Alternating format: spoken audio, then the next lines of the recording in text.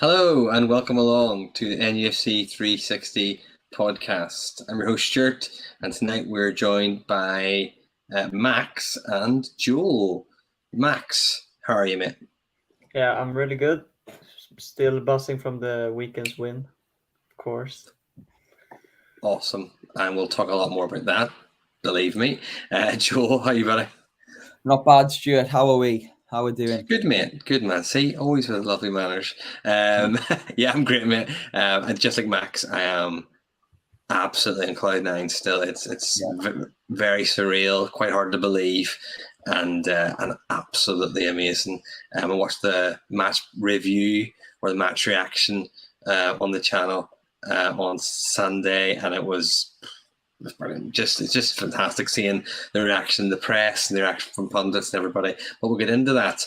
A phenomenal performance on Sunday against third place Tottenham at the Tottenham Hotspur Stadium from Newcastle. 2-1 win, and that put us into the Champions League spaces for the first time in a very long time, and hopefully we can stay there. Now, what I want to chat about is about that game. We usually don't go into too much detail on the games because we leave that to the match reaction, but it was such a seminal, a really landmark game, or a marker of a game for us. I think everyone can agree on that. But I think we do need to have a real discussion about it. And Max, I'll start with you. I just want to get your feelings and your thoughts in general on the game, and what it means for Newcastle United moving forward.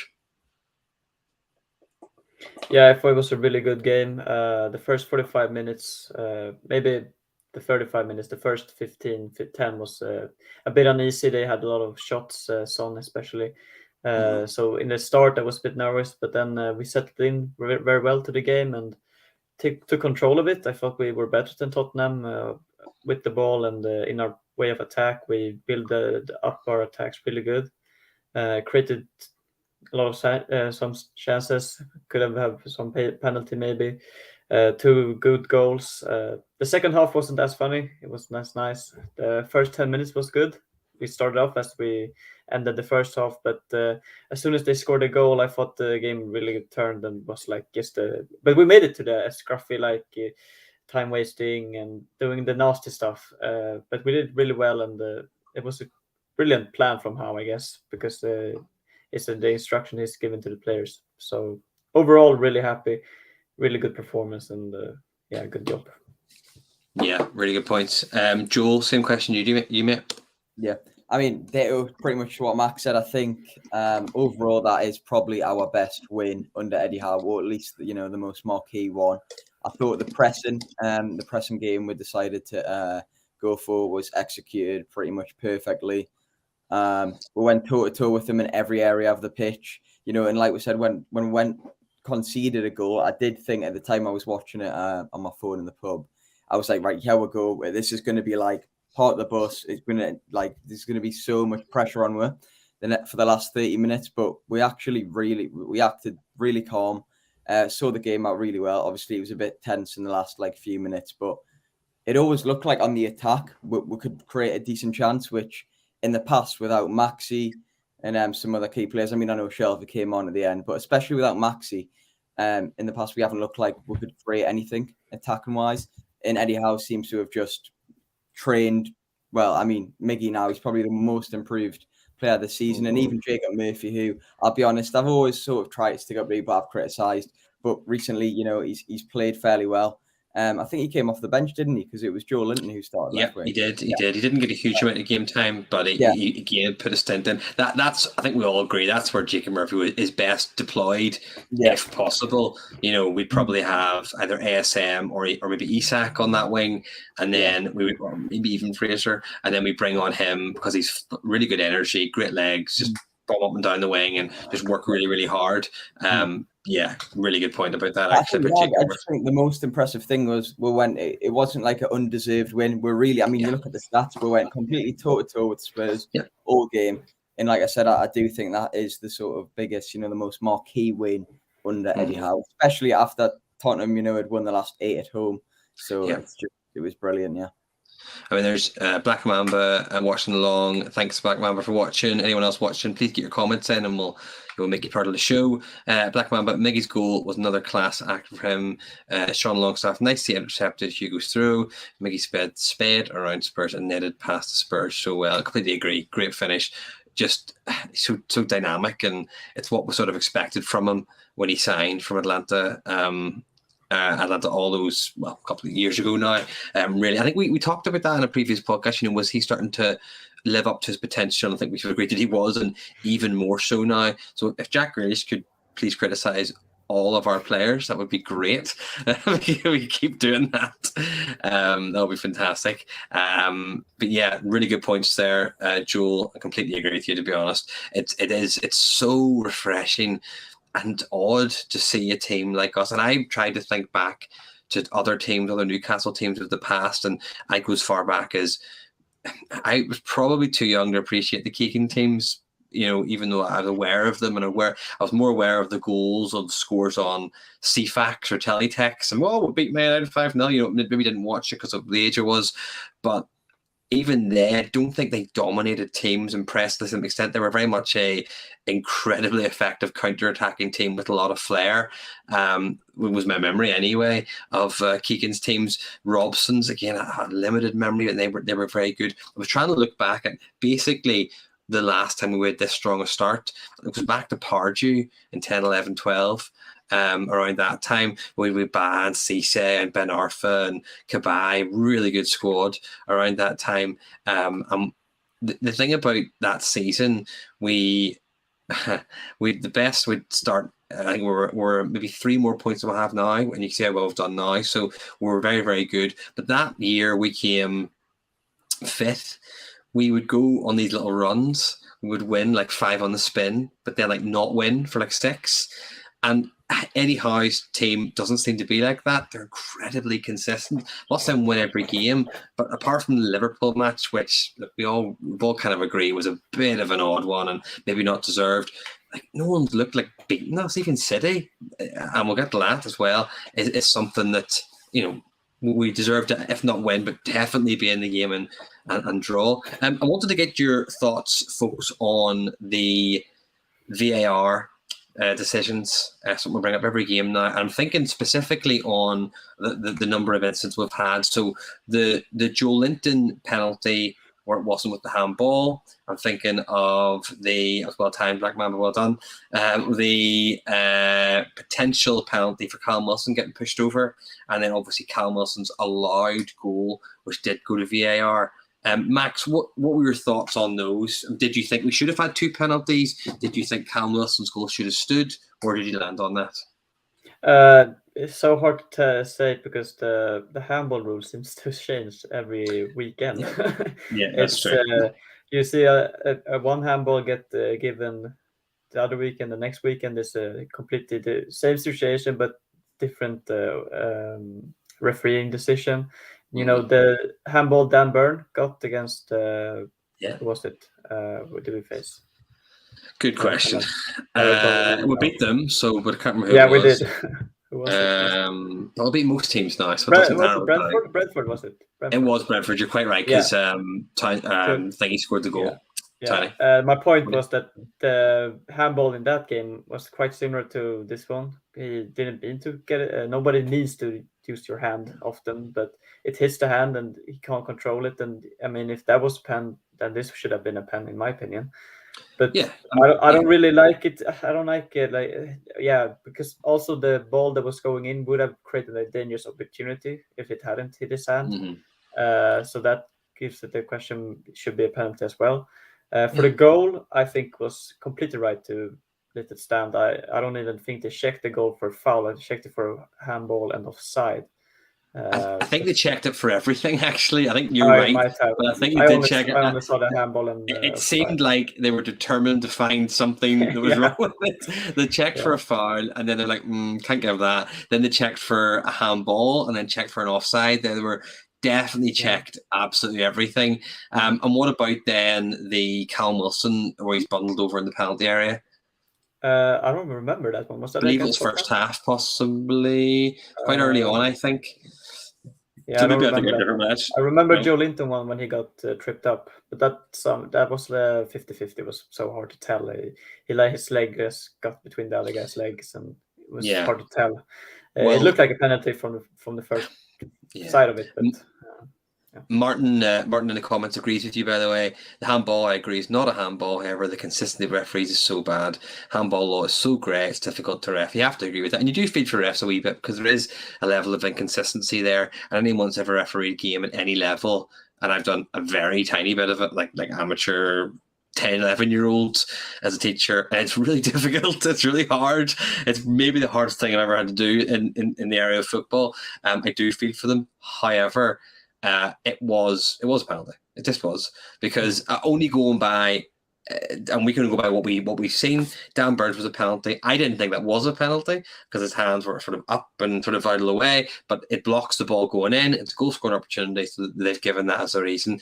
Therefore, it has to be a penalty. If you look behind the defender, Cam Wilson standing there, he taps the ball in for a goal. Yeah, and it's going back. So it has to be. It's also his arms outstretched at the side. So it is. Now we're winning at times, so I wasn't too upset. But these things have happened. And also, what do you categorize like unnatural position? What exactly. Is that? It's they make it difficult for themselves as well. Yes, they do, and that you have to jump as well, because Cam was jumping, and you don't jump with your arms at your side like a pencil. He wasn't jumping. This boy was in flight. He was moving, and his arm was behind him there. You don't run like that. So I do agree. I don't think it was I do think it was a penalty. I'm not sure about the Cam Wilson one. But I have seen people think that might be. Producer Mark says the Wilson one was when he caught on his foot as he took a shot. So again, probably not a penalty, but I do think we should have had one. I completely agree with you, Max, on the goal that did stand. I think it should have stood.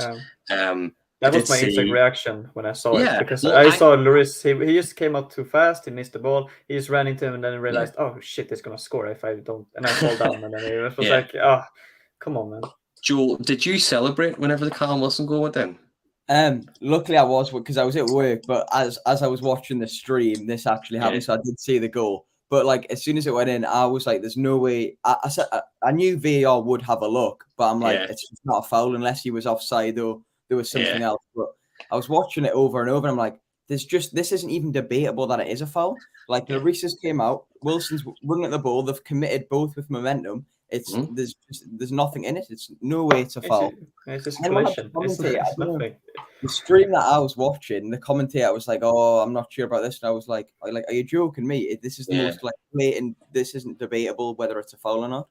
So, there was only one angle that I saw where they could have made an argument for it, and it's where Wilson's hand or arm is ever so slightly sort of moving towards around the side of thing, implying that maybe if he tried to move back, he wouldn't let him go. Now he didn't. That wasn't what happened. As Max said, he falls on his arse. So he sort of falls over. Super but that's the only. Yeah, so I think you're both completely right. Like it stops him, impedes his movement. I think Wilson's came out and said, "I think, what am I supposed to do in that situation?" He just stops and he runs into it and falls over. Disappear. Yeah, exactly. Just puff into thin air, or jump out of the way. Like, what's he supposed to do? So there's nothing you can do about it. It's always the thing. I didn't celebrate. I was just convinced. I've been burned before. I think they're not going to allow this. It went in, and I thought, what a finish! And I was like, they're going to chalk us off. Yeah.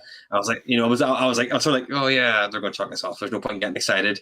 And then as soon as I looked at it, and the more and more angles apart, I thought, like you guys, this is a goal. There's no way they can knock this off. There's no way. And obviously they didn't. And the only person I've seen, every referee was seen talk about it, every pundit has said, it was a goal, it was a goal, it was a goal, is Ben Foster on his podcast. Yeah, but it's a goalkeeper, so. Yeah, well, exactly. So there you go. So, but even I think Paul Robinson on his guys. Well, sorry? I think that's in general, like the trend of goalkeepers, like, being given the benefit of the doubt, it's happened way too often now. Like over the years, it's been like a trend that needs to be like they're getting away with too much, basically. They are. I mean, if you come out of your box, your area where you are well protected, and you expect because you fall over to be a foul, that's not how it works. It looks so silly when it does it as well. It looks like it gets shot or something. Stay in your box. It was a bit daft. I think we covered that. The VAR decisions. VAR bad, but this time good in that respect. So what I wanted to have a think about, and I'm trying to think under Eddie Howe and in his very short tenure, the amount of incredible performances we've had. And I'll pick 3, but please, if you know of one I've missed out on, include this. I want to know, where does this rank as your best performance? Is this your best, or would it be one of these 3? And one of them, by the way, is going to be Spurs away. So we've got Spurs away. Is it your best performance under Howe? And you can give any reason you want. It could be because it was the best performance. It could be the best effort. It could be it meant the most. It could be to save us from relegation. It's whatever you like. So away to Spurs was the one we're talking about now. I've put down also this season's home draw against Man City. And I've put the home win against Arsenal, the 2-0 win against Arsenal at the end of the season with the incredible flag display. What do you reckon? I mean, I can give you time to think about it if you want. I'll go first. For me, I am going to say by a razor's edge, Man City, because I've thought Spurs was incredible. And I think a lot of people are now starting to wake up and look at us and go, oh, right, these boys are here. It's the seeds are starting to sprout. And those seeds were planted at home against Man City, where we not only went at them and maybe should have won that game. Like, we were the better team for a lot of that game. And even in the match against Liverpool, where they did beat City, City were the better team by far. Now, they were very good defensively. Liverpool incredibly good defensively, and they took their chances. But City were definitely the better team, had more shots on goal. We were 3-1 up at one point. It could have been 4. There should have been a penalty. You remember that as well. And that is a result that's only looked better and better and better. The more time has passed, the more goals Haaland has scored. It just shows you what Eddie Howe can do as well. It was and remains an incredible performance and an incredible result. And I think the Spurs match is basically coming off that. Who wants to go first? I'll go. Go, Joe. Even though, I mean, it's very, like you said, it's very, very close between them. Mm-hmm. I'd say I'm going to separate a result and performance thing. I'm going to create a dichotomy here because I didn't watch the entire Spurs game. Like I said, I was at work. I saw clips on and off. But I'd say result-wise, in my opinion, that's probably the best, we've sort of seen under Eddie Howe. Performance is so close between City and Arsenal. Yeah. I'll go with Arsenal because I feel like it was a time, they were playing for Champions League, but you wouldn't have a clue because them boys did not turn up at all. I mean, even if they turned up like half-assed, we absolutely we dominated that game completely. And then, City again, they're pretty much the same level of performance. To see what they've then done to other teams this season after we, pretty much went toe-to-toe with them for 90 minutes is just unbelievable. So it's very close, but I'd probably say Arsenal at home because of the occasion, the atmosphere. And then the result-wise, I'll go with the Tottenham game. Yeah, I mean, the ball been great. Max, what about you, man? Yeah, it's a really good point. It was really hard because I liked the Arsenal win was so much because we were so dominant. I mean, they weren't good for like 5 minutes of that game. And in that way, it was super good. And we won the game. That's a big point. At the City game, we didn't win. Had we won that would have been the best. But we did play really, really well, and we got a really good result, as you say, against a team that we can see now are dangerous, really dangerous. And but also the Tottenham game is good. It's away from home. Both the other games were at home, which is proving to be our fortress now again, and we seem to never lose there. So away from home against the third best team in the league right now. It's like Joel said, it's the best result, but the best performance for me still must be Arsenal because we're so dominant. We could have won that game by 4-0. God, if Wilson scored that half volley from halfway, that would be crazy. That's right. I still dream of that. Yeah. Of course, Tottenham really good result. I think the performance would have been better if we kept on going like we did at the start of the second half. If we had got that third goal, I think that would have been the best one easily, but still very good. Okay. we're parking the Spurs result aside, and we're moving on just generally to formation, team selection, things like that. Looking ahead to our next couple of games, I think it's 3 Premier League games, isn't it? And then 1 FA Cup game, which Max is going to.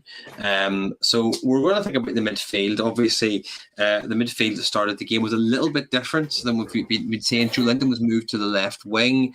I thought he was brilliant, and I think his job there wasn't to like attack. I mean, he was part of that because he can attack, he can cross a ball and he can do that. His job was to basically harry up and down and work and pressurize, and that whole consistent approach to up the field or high pressure that Eddie Howe has. Really worked with him being on the wing there, and I think he was fantastic.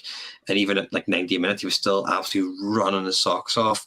But we started with 3 in midfield of Bruno, Willock, and Longstaff. Shelby did come on, which was really good to see him come on, only for a short period of time. And what I want you to give me is when everybody's fit, which isn't that far away. If you include Shelby, Isak wouldn't be in there, ASM wouldn't be in there, they'll be forwards. So if we say Shelby is fit now, it's argue, because he did a bit, we say he's ready to go for Aston Villa. What would be your starting 3? And I'll go with you, Max, first. I'd say I want to have Shelby in there because he's our best defensive midfield player, I think. I want Bruno in there as the 8th position, as you can say. The 3rd position is the hard one because it's between 3 players. I really like to see Joe Linton in the team. So if Maxi is injured, I would want him to play left wing because I think he can do a really good job there. So then it's up for me between Willock and Longstaff. And that's also really hard because there's so different type of players. They both have a good engine. Willock might be considered more dangerous in front of goal, maybe creates more, but Longstaff's defensive work, cover up really much ground. He's been running around for all these games really much. I think I'd say Willock because of the goal threat. Okay, but I know Longstaff can score a goal as well, so it's really hard. So Shelby, Bruno, and Willock for me. Very good. Okay, Black Mamba, Bruno, Joe, and Willock for him. Joe, what about you? I'd say this is the one that's probably going to alternate throughout the season, depending on form. Oh yeah. Like that. But I'd probably, if he's playing his best, then 100% Shelby. I think even the past 3 or 4 seasons when people have sort of gotten his back and criticised them, I've always pointing out when you actually watch him for 90 minutes week in week out, he's technically one of our best players. Like he's a really good footballer, Shelby. He just went through that patch when he was slightly lazy. But I mean, in terms of playing in that deep line playmaker role, there's no one who can do justice at all. He wins that race absolutely for the number 6 position. Then obviously it's going to be Bruno Guimaraes, arguably signing of the season, bar Haaland maybe. He's going to be in there, number 8, a bit further up the pitch, try and get some more goals out of him. And then this is a hard one between Willock and Joe Linton because Willock he's playing really well of late. But I do still think at the minute, Joe Linton's probably more effective in the field role. If he was to prove himself as a left winger in matches performances, as he does in midfield, then I'd go, fair enough, we'll go Willock there, then put Joe Linton on the left for the time being. But because I've just seen Joe Linton transform to such a powerhouse in centre mid, then I have to put him there. And then unfortunately, drop Willock. So I'd go for Shelby, Bruno, and J9. Yeah, I said this so many times this season, I've lost count. It's a lovely problem to have, a really nice problem to have. But Martin, Bruno, John, Joe, and Joe. I think one of you said that. I can't remember. You joined in the running for Shelby. Yeah, I don't disagree with that at all, Martin. Shelby doesn't run as much. I think he doesn't. You could argue because he basically has that passing ability to fire out, which Bruno also has already. Maddie says Bruno, Joe Linton. So you can't interchange those two. You have to pick one, Shelby or Willock. I'm going to go with the combination. I agree with everyone that said Joe Linton should be in the middle. And Joe Linton is fast becoming my favourite player, maybe in terms of even including Bruno. I love him.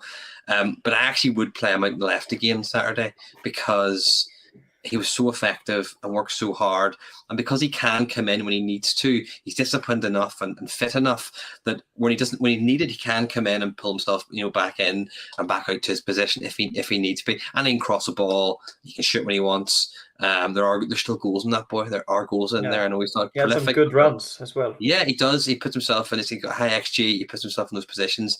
So if we put him out left for me, I'm going to have Bruno, Shelvey, and Willock.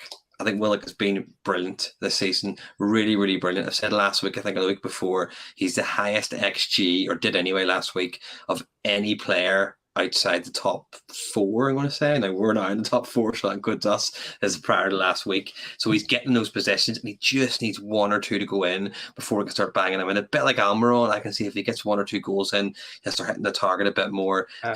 He is fantastic. You think about the goal at Leicester, it was Willock doing the run in there and then playing a fantastic ball in.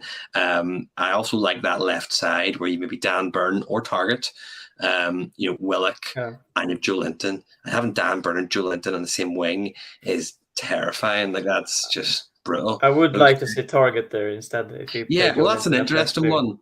Would you like to see Target come back in for the Aston Villa against his old club? Yeah, maybe, because I love Dan Burn, and I get the position he has, but by balancing out with Trippier going so much more forward.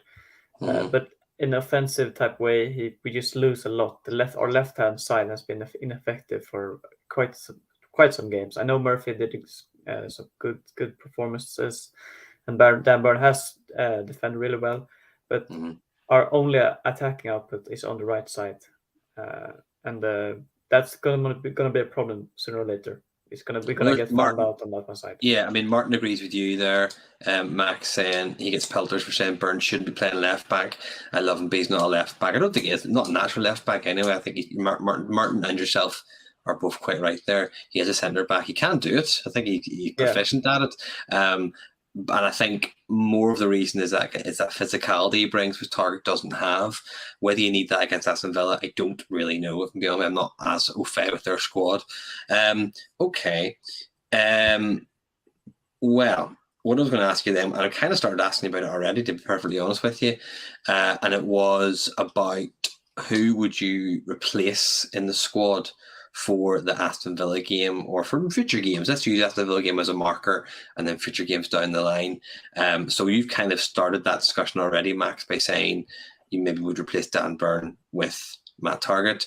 Would you replace anybody? Joel, I'll come back to you, Max, if you have any more, by the way, so you can keep thinking.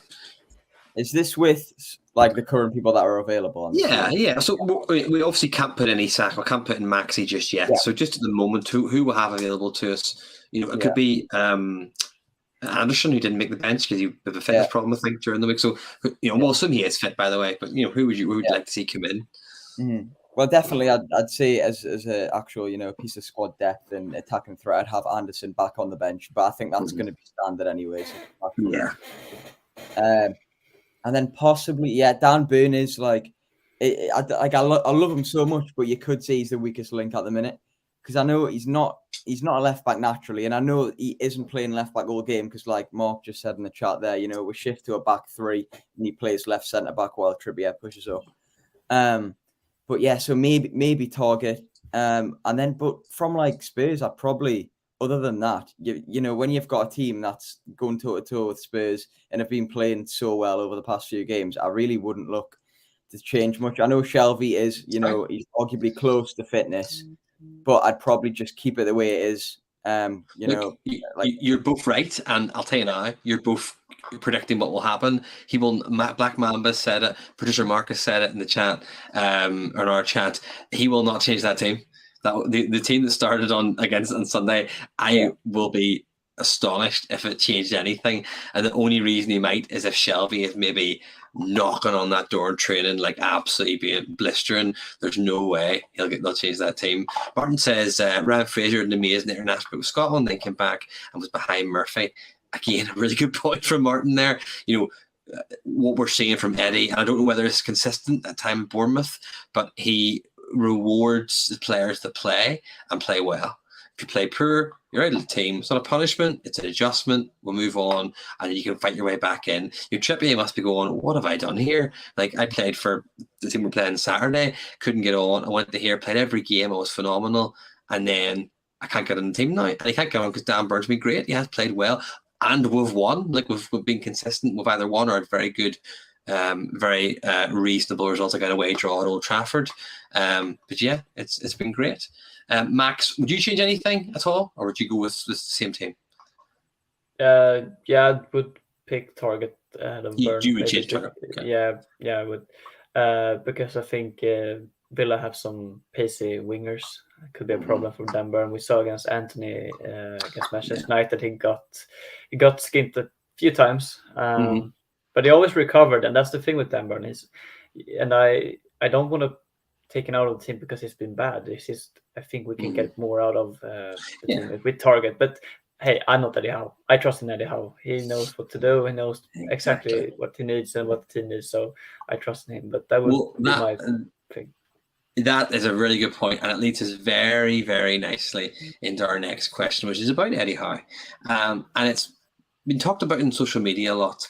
We've seen a lot of these posts. We're finally made our statement result. We're with the big boys now. We're up in fourth. I'm not saying we'll stay there. I don't think any reasonable Newcastle fan thinks, we're going to be staying there. We're title challenging. No one thinks that. I think we're just enjoying it that we're here. It's great. And if if we're finished, I said it before, I'll still say your hand. If you say to me now, 6th and a cup run, I'll snap your hands off for it. That will be great. I think a lot of folks are still in that position. Any Europe at all would be phenomenal. I think I started like 9th. I want to finish 9th, and very slowly crept up the table. It's like, I'd take 6th, I'd take 5th now. So I think if we can keep it consistent, we could do that.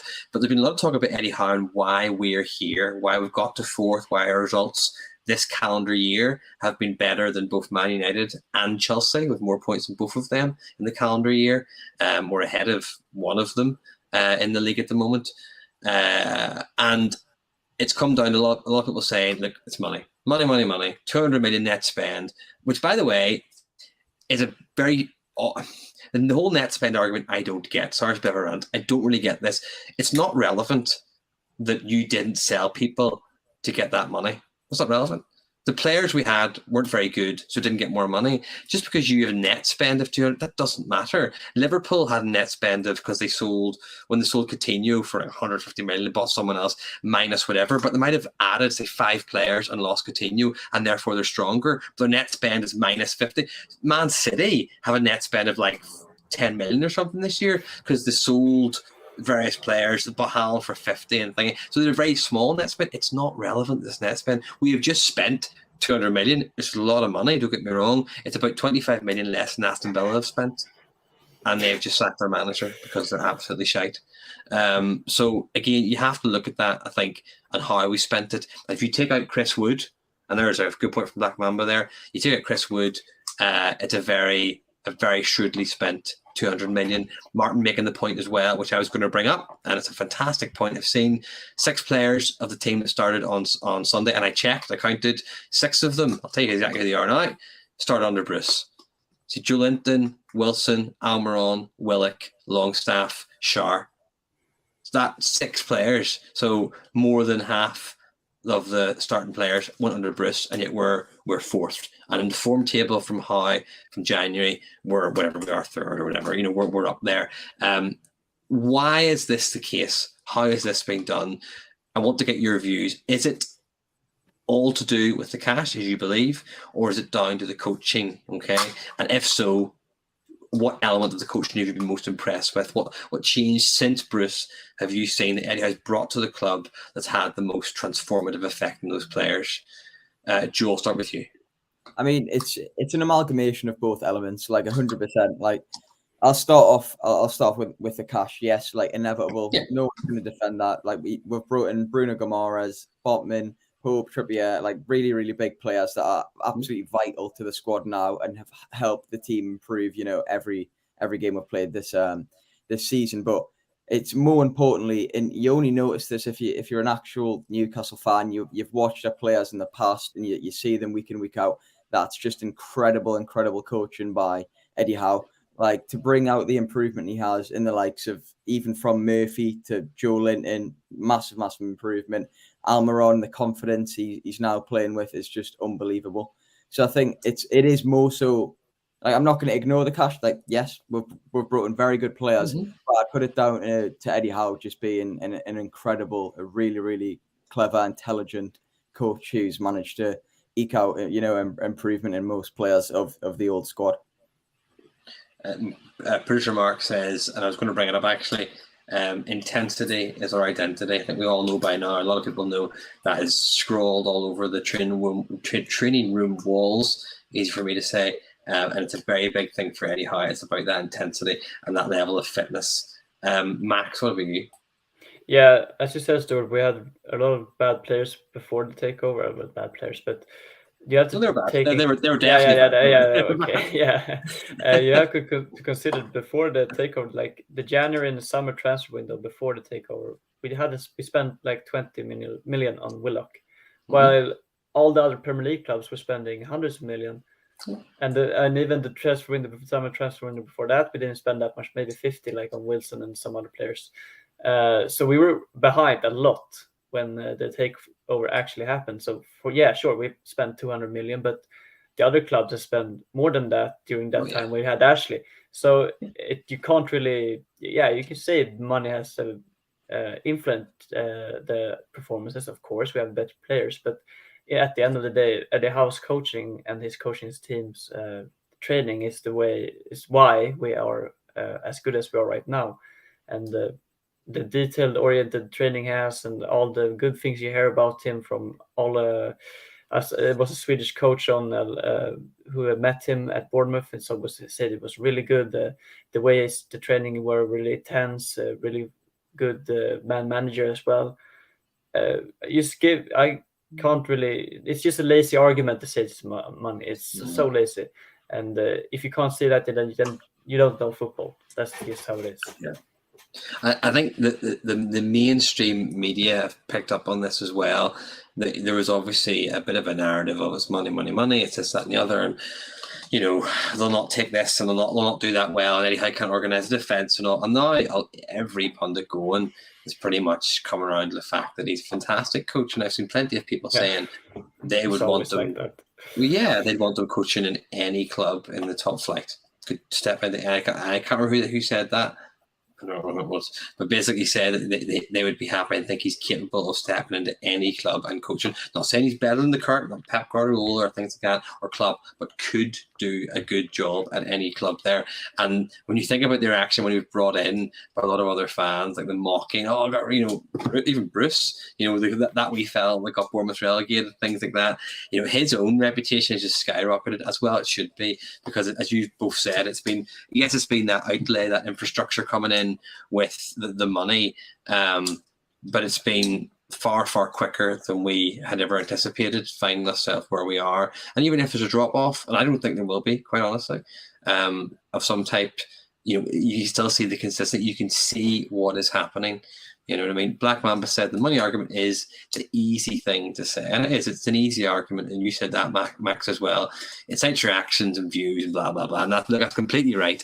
A lot of that is just clickbait stuff, You'll say it, it's the whole blood money thing, which I'm not getting into now, but it's not an argument for us to have. It's not an argument to make. We are going to talk about the fact that the team is absolutely mint and we're playing exceptionally well. One thing I wanted to ask about is, we talked on the transfer podcast and other ones about, the most important player. And I want to change that ever so slightly and ask you who has improved the most since Eddie Howe's come in. It would have been quite an easy answer about 6 months ago. I think that's maybe changed now. All the obvious arguments you're going to have.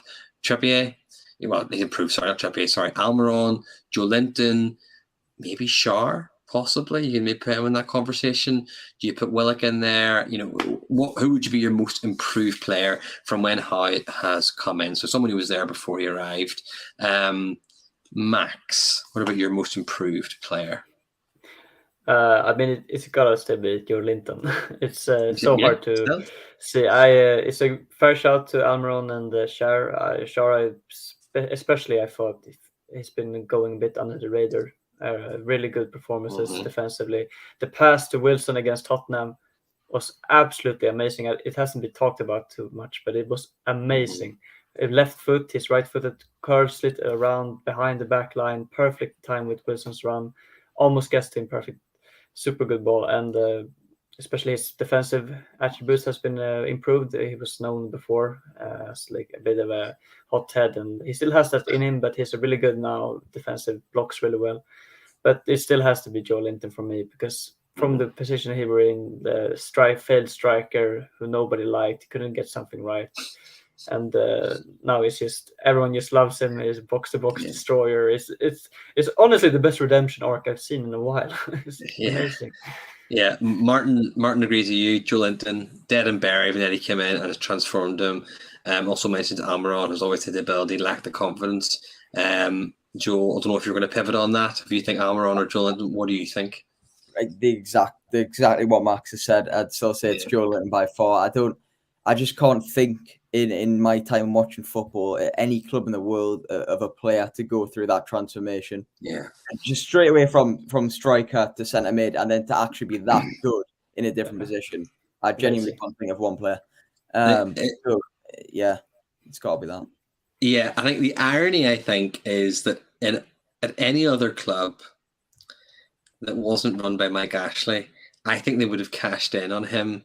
It took a knock, they would take a knock on the profits, but they would have sold him because he was poison. He couldn't get on, he couldn't score. It's not the fans didn't like him; they didn't rate him. They thought he was absolutely woeful, and it was bringing the team down. And I think that summer, before everything happened, I could have certainly seen a situation where any other manager, any other owner goes, get rid of him. Get rid of him. The manager's like, we'll have to get rid of him. He's useless. We've got to get rid of him. We'll get 10 million for him for a championship club. Sell him. Get rid of him. Get his wages off the books. But because we weren't selling him, we weren't spending money, we had to keep him around. Having then Eddie come in and just completely do it. And it goes back to something as well. I agree. By the way, I'm the same as you. By the way, I think Joe Linton as well.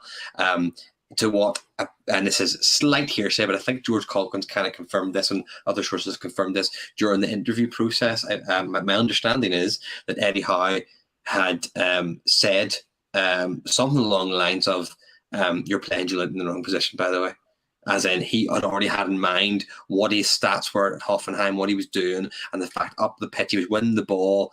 He had the highest win percentage in the front third of anyone in the Bundesliga for Hoffenheim, and yet was playing up there, but not scoring goals, couldn't score, and his idea was moving back. Now, he didn't do that until Kieran Clark was pulled off, and he redeployed him there. But I think, from what I understand, Eddie Howe always had the idea of what he could do with him, or his team always had an idea. So, yeah, I completely agree. A close second now is Almiron, who really is Warren McGahey, who's just completely transformed as well as confidence and things like that. For someone that we were all thinking, right, get rid of him in the summer. We like him, but we need to step up. We standard. I think we probably said the same thing at our podcast. We said the same thing. Despite this very good preseason, he's just continued that on to the new year. Okay, we're going to talk about a little bit of any other business, and then we're going to finish off with a wee quick game for this evening. So, news is sort of broken yesterday. I think it was yesterday or today. Was a news of Aston Villa getting a new manager, which ordinarily we couldn't give a toss about, but we are playing them on Saturday at St James's. More relevantly for us, it is Unai Emery, who famously or infamously decided that he didn't want to take the job after agreeing to take it for a variety of reasons. I think most people seem to agree that it was he didn't like the way it was leaked or something like that. But regardless, he seemed to be the front runner and Eddie Howe's main opposition. I think Howe's come out and said that when he heard Emery was in the run, it was him and Emery. He thought, well, I haven't got it then. And the fact is, he doesn't take the team on Saturday. He's waiting on clearance, I think, international clearance to join, but he'll be in the stands. But the fact he'll be in the stands watching the team he turned down absolutely trounced him, hopefully, and the manager against him. I just wanted to get your feelings on that. Just Emery coming to Villa. What do you think of the appointment? Do you think it's a good one for them? And do you think that we might regret not having him? It's probably an obvious answer there, but what are your feelings on that, Max? If you have any, you might not. No, it's. I think it could be a good appointment. I mean, the last time it was in England, it didn't go so well, but it was a completely different club. You know, Arsenal was gunning for a Champions League, and it didn't work out there. I don't think he had the time and space to play the football he wanted. And with Arsenal, it's a certain way you want to play. With Aston Villa, they want results. They're buying players left, right, and center, spending money every summer transfer window and January transfer window. So much money they've spent. I don't know how they can keep on spending so much. Spent 25 million less than us, 175 million. Yeah, I don't think that. Yeah, if the Jack Grealish selling him maybe balanced the books quite well, but exactly. Still, I know Emery. He's done a really good job at Villarreal. I know it's a really small club in Spain, but faithful supporters, and I've seen some games with him. He did a really good job against Liverpool in the Champions League. I think when they almost beat them, they had started really good first half. 2-0 up or something. I was really impressed by them. I think he's a good manager, but I don't know. It could go either way because he's done it in Spain 2 times now, both with Sevilla and Villarreal, but he's failed in England and also Paris Saint-Germain. So we'll see. He was destined to come to Aston Villa. Mark said he's managed Sevilla, Villarreal, and Aston Villa, and he's also managed David Villa as well. So there you go. It was in the stars. Joel, you're all over this sort of stuff usually. What's your feelings on this? Yeah, I think he's a good appointment for them. I'll be honest. As much as I would love to see Villa fail, I think he'll probably do well for them. He's an identity manager. I remember when he came into Arsenal, you could tell the way he had them playing. The Arsenal players didn't have a clue, because it was so different. He really does, induce that identity. So I think he'll probably tidy them up at the back. Firstly, I think that'll be his first step. I don't think they'll concede as many goals, but I think overall it probably is a good appointment. But I just look, the main point here is that the tables have turned. They're now struggling. We're laughing at them. They've had to come at Emery after he turned down us for. I mean, I know you said it was a leaking thing, but I think the other thing was he didn't know if he could take a job. He essentially bottled taking the job of where we were at the time. So. Yeah, I just love how the tables have turned, and now we are the way better side, and we just laugh at them. So, yeah, I think you're quite right, and it is. Look, I wanted him. I remember whenever we were linked with him, I was giddy at the idea of him coming in, just because he was a Champions League level manager. As in, he was playing the Champions League. The stock must have fallen a wee bit. I don't really keep up with them, but just Villa being where they are. Do you know what I mean? I know the fact they haven't had a great season so far. Just coming in. It's I'm not knocking Villa as much as I'd like to, but they are down there, and yes, they have a good bit of money. But you do wonder about the idea of him saying, "I'm not up for a relegation fight with this Newcastle squad, but I am up for it with Villa." Seems a bit strange, but anyway, like I say, the very best of luck to him. Apart from Saturday, I hope we get trounced. There's been a number of links this week, quite interesting ones actually, and from a number of sources. Usually, I wouldn't bring these up, but they've been fairly. Consistently reported links to Trossard of Brighton, Angelo Gabriel of Santos as well. I think there was one more as well, but we seem to be looking at either proven Premier League players again in Trossard, or very young Brazilians or very flair-oriented players. Do any of you know anything about these players? I think a more usual possibly would know a bit more about them. I put that poll up today, and obviously the clear vote was Maddison. People wanted to bring in. I don't know much about the 2 Brazilians other than they're very good on Football Manager, because that's where I recognise the names from. They won their kids, both of them. But no, I think never fails. Freddie Adu never fails. Yeah, but Brazilian youngster, they've got a bit of credit about them. You just know that's enough to hear they'll have all the potential in the world to become good players. So I just love that. That's the new strategy we're going with, after Dan Ashworth's come in and spoke openly about it, as well as, what's his name? Darren Eales. Yes. He's also commented on, openly the strategy of they want to build the future. So yeah, I just love how we're going for young players with high potential, something we haven't done in the past. And then, like you said, at the same time, on the other end of the scale, we are still trying to sign high caliber Premier League players. So. Who would your ideal signing be? Just pick one for January. January. Would it be Maddison? I think realistically. Oh, like, realistically, sorry, I don't mean like yeah, Messi well, or out whatever, the like, ones I that mean, we went with, I'd say Madison, but again, like I'll rant to the cows come home about Evan Ndika. I think he's just perfect for that Dan Burn position at the minute. He's so much better. He's got European experience. He's won the league. I think won the European. I think it was 2020. I don't know. He won it at a European competition. He's a versatile player. I'd love to have him in, but I think overall Madison's definitely the highest caliber player on the current transfer list. Max, what about you? January signing it, if you could pick one. I'd say I was really impressed by Jack Harrison at the start of the season. He started really strongly and looked really dangerous. I quite like him. So I'd say Jack Harrison maybe. But because Leeds not going so good for Leeds right now again. And it's not Leeds podcast. I won't go into it, but I would like to talk about Leeds, to be honest, because I do have a soft spot for Leeds, and I don't know why. Because I watched them against Arsenal. They were great. They were really good. Like, they were hammering at the door for most of the game. I have said for years, if they had Callum Wilson and he was fit, they'd be right up there. Because they play good football, they create chances, they just can't score goals. And every Leeds fan I speak to says exactly the same thing. Like, Bamford's a nice kid, but he just can't score. It must be very frustrating. Howe. Well, yeah, he does. For me, I have to say it's Trossard. I love that kid. I think he is absolutely brilliant. I love Madison as well. I just think Trossard has something about him. He knows how to score. He scores against big clubs. He can score against not so big clubs as well. He can play both wings, so he's mostly on the left side. I think he's just absolutely fantastic. I'd love to see him there. And for the price that reportedly has been sort of agreed, I say agreed, but I don't know if we've agreed a bid for them. I mean, there's been discussions like 20-25 million is a steal. I think he's out of contract in the summer as well.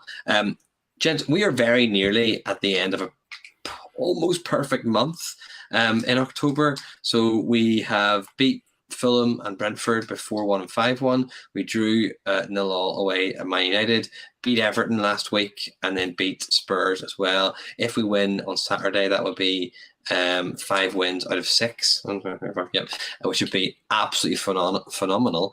And we wouldn't have done that since 2011 season under Alan Pardew. So that is pretty interesting. Okay, we'll finish off with a wee game. It's just 2 today, so we're going to remind you of the rules. I think you've both played it before. I'm almost certain you have. You did, because Matt absolutely smashes. So that's why. So I'll. That's why he's not here today. That's why I'm not here. He's been banned. He won too many times. So it's named that tune. I'll remind you of the rules. I've tweaked it slightly, by the way, so there'll be no dates of things like that. So don't worry about that. I'm going to give you some clues to a player. If you know or you think you know, you can buzz in, just say your name, or say me, doesn't matter, and the first person can have a guess. If you have a guess, you can't guess until the next clue is read, and you get one guess. So you can either gamble and guess, or you can just wait and listen, and they can have a guess first, and then you can have a go. And we have 3, so there will be a winner regardless. We'll have 3 today. Again, rules are they do not play for the current squad, and they are all from the Mike Ashley era, so we're not going back too far. Okay, are you all cool with the rules? Yeah. Cool. Okay, let's go. Okay. First player number 1. This player joined in the same transfer window as Gini Wijnaldum. That's your clue. I'll go with a guess. This could be completely wrong, but Jetro Willems? Incorrect. Do you want to have a guess, Max? You may as well have a guess. With the same transfer windows, Gini Wijnaldum. Chancellor Mbemba. Incorrect. Okay, clue number 2. This player scored 11 times in his debut campaign. Max. Max, go. Mitrovic. Yeah, very good. Mitro. And the next clue was he scored 63 goals in 142 games for his current club. Actually, might be higher now because he's done very well at the start. 1-0 to Max then. I think you beat producer Mark by a couple of seconds, maybe. Maybe he didn't. I'm not sure. Okay, clue number 2. Max, you take this and you win.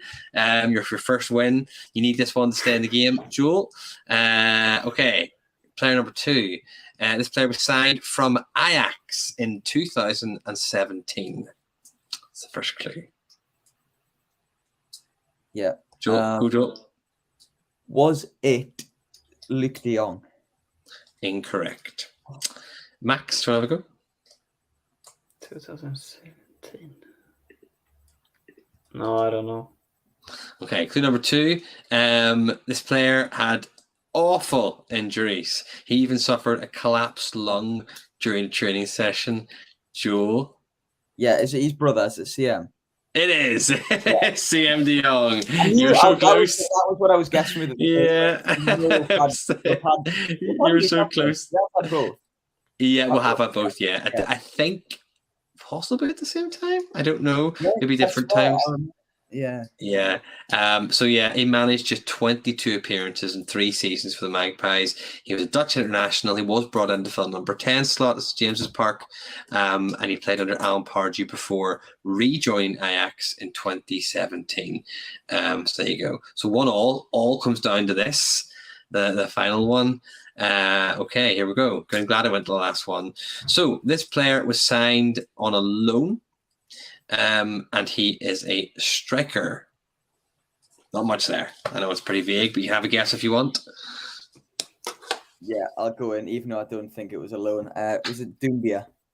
It is Doumbia. What a guess! Wow.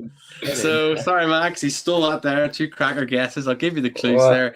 Signed as a loan to fill a vacant striker position by Steve McLaren in 2015-16. He's from and played for the Ivory Coast. He made just 3 substitute appearances for the Mags, and his loan deal was not extended as the Magpies were relegated. He then signed for AS Roma, where he signed a 3-year deal. 2 of those years. It's super good in FIFA. 2 of those years were spent out on loan. Well done, Joel. Maiden win. Max, you started strong. Yeah, it's all just gone. To be fair, yes, producer Mark says he did get 2 of them before you did, and I think he did. So well done, producer Mark, as well. Guys, that's us for this evening. Thanks so much for your contributions, guys. It was really good. And hopefully we're going to absolutely smash them. Before we finish, as we always do, let's get a quick score prediction for you for Saturday. Goals. Give me goal scores if you want. But Max, goals or goal scores, what do you reckon on Saturday? Yeah, as always, 1-1 draw. I wasn't here last week, so I don't know if this still works. I don't know. It's working so far. Yeah, 1-1 draw. Do you seriously think 1-1 draw? You don't actually think 1-1, do you? No, I don't think so. I don't know. It's hard to tell. Aston Villa, they don't have Gerrard. They obviously got some sort of bounce again this weekend. Yes, they've Dak, D-A-K-E, I think, is like an assistant coach or something. He took it over with them. The shackles are off a bit for them, I think. Yeah. So the shackles off. They smashed Brentford, but so did we. And I think we are a better composed team than Villa. So, but I think they're still dangerous. So maybe a 2-1 win because it's home as well. Mm-hmm. Ings playing well, maybe starting to get a bit of confidence. Joe, what do you think? I'm stuck between 2 or 3. I'll go 3. We'll be optimistic. We'll go 3-0 Newcastle. I think Almiron will probably score again because he's just that good at the moment. Hat-trick. Yeah. And then I'd love Wilson to. Yeah, saying this. Do I want him to get in the England squad or not? That's for another day to talk about because then he might get in. But I hope he does score. So I'll go for a Wilson brace and then an Almiron goal. Okay. Yeah, I'm with you, Joel. I think we'll smash them. I think they're great. I think they have a decent squad. They've been mishandled or mismanaged for a wee while. I know the shackles are off, but it all comes down to, do I think we will concede, say, more than 1 goal? It's like, nope, don't think we will. Unless you've Haaland in your team, I don't think we're conceding more than 1 goal. So I think I'm going to combine. I'm going to say 3-1. I think we'll score a few more. I think we'll definitely win. All right then, guys. Thanks so much for watching along. Thank you so much for your comments tonight. Loads of comments in tonight. It was really, really good discussion. If you are watching along either live or afterwards, please do give the video a like. It really helps us, and subscribe to the channel if you could. Thanks very much, guys, and I will see you again. All the best. Bye.